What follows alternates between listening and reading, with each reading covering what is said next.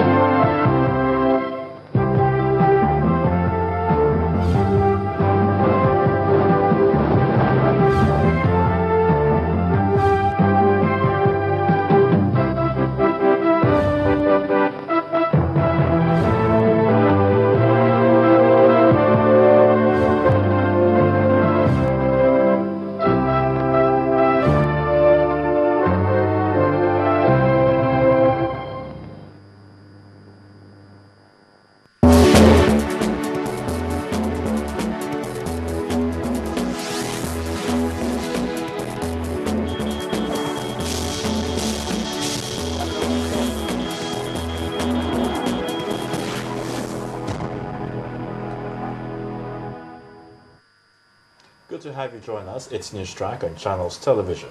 I'm Ayotunde Balogun. And I'm Temitope Fagbemi. Here are the stories and reports we're tracking at this hour.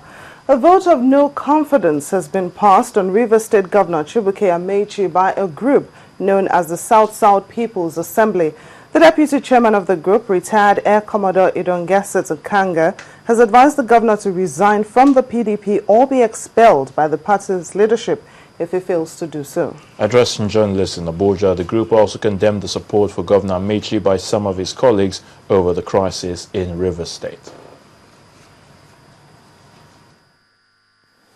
No party leader, including those presently manipulating Governor Amechi, can tolerate the high-level insubordination and disrespect he has continually flouted. We therefore advise Governor Amechi to resign honorably from his party to wage his war of acrimony against the leadership of the party.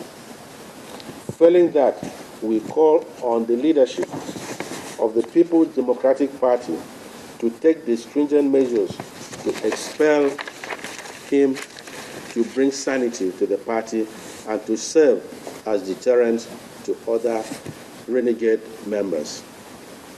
As Democrats, we believe that power belongs to the people who are the custodians of sovereignty. Therefore, the emergence or otherwise of President Jonathan as president in 2015 should he decide to contest, shall be the determined responsibility of Nigerians.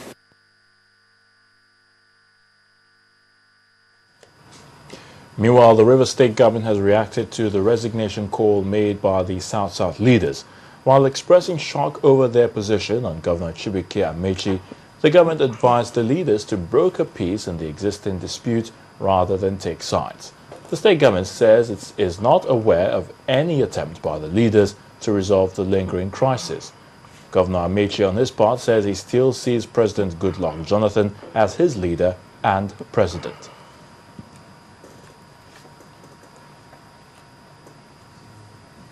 Well, Governor Chibuike Amechi has headed to the Rivers State High Court asking for an order restraining the Chief Judge of the state from constituting any panel to investigate him, except if the request is in compliance with subsections 2, 3, and 4 of Section 188 of the 1999 Constitution as amended.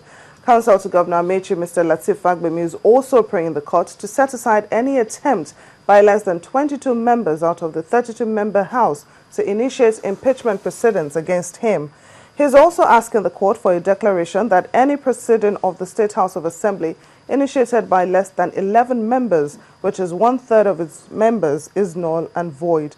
5 lawmakers purportedly impeached the House Speaker and asked the Financial Crimes Commission to probe the State Assembly. Well, yet again, the presidency has aired its view concerning the ongoing political crisis rocking Rivers State, and this time it's over last week's solidarity visit of 4 northern governors to Governor Chibuike Amaechi. The presidential spokesperson, Dr. Doyin Okupe, described the visit as a political drama intended to create fear and a sense of apprehension among the people. He maintained that the visit by the governors of Kano, Jigawa, Adamawa and Niger is a political move designed to create the impression that Rivers State is in crisis. Dr. Okupe also dismissed insinuations that Nigeria is in political turmoil. For fact, and without any fear of equivocation, I wish to state categorically that Nigeria is not in any way in any form of disarray. As is the case in every country of the world, there may be conflicts of ideas and even interests here and there, which in itself is the beauty of democracy and should not by any means be misconstrued to mean that there is chaos in the country or that Nigeria is tilting towards anarchy, as some people would want us to believe. Nigeria remains peaceful and is not and cannot in any way be threatened by the political developments in Rivers State alone out of 36 states. It is clear that one of the most potent threats to our corporate existence and sovereignty since independence has been the Boko Haram insurgency, which initially engulfed about 9 states in the north. This menace has been confronted frontally with strong determination and focus, which has led to the decisive action that has brought about the containment of the menace by the Nigerian military and other security agencies. Meanwhile, the true story behind the violence that broke out in the Rivers State House of Assembly recently will be revealed as soon as possible. That's coming from the Inspector General of Police, Mr. Muhammad Abubakar, who says investigations into the matter would be carried out quickly without any bias. The Inspector General confirmed that the House Leader, Mr. Chidi Lloyd, had reported to the 4th CID and is helping to unravel the circumstances surrounding the crisis in the Assembly.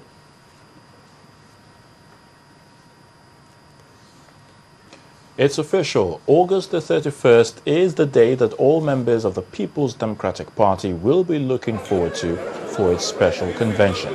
Chairman of the Special Convention Committee, Professor Jerry Gana, who confirmed the date in an announcement in Abuja, Nigeria's federal capital, promised the PDP faithful that the committee will organize a transparent convention that will be acceptable to all members. On behalf of the Special National Convention Planning Committee, to accept this very, very important duty, we'd like to assure you, and through you to assure the National Executive Committee of our party, and this team of very distinguished Nigerians, very loyal, very dedicated party men and women, we shall, by the grace of God, organize and preside over a national convention that will be transparent, elections that will be free, fair, and credible, an organization of that convention that will indeed be a model, not only in Nigeria, but the grace of God, a model in Africa.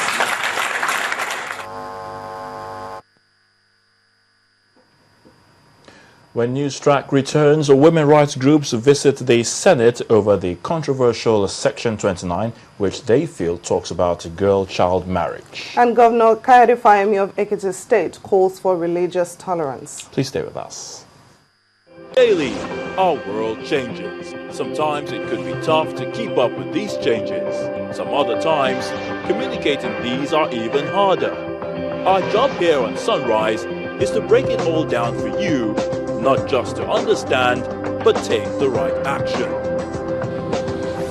Sunrise, every Saturday at 9 a.m. only on Channels Television.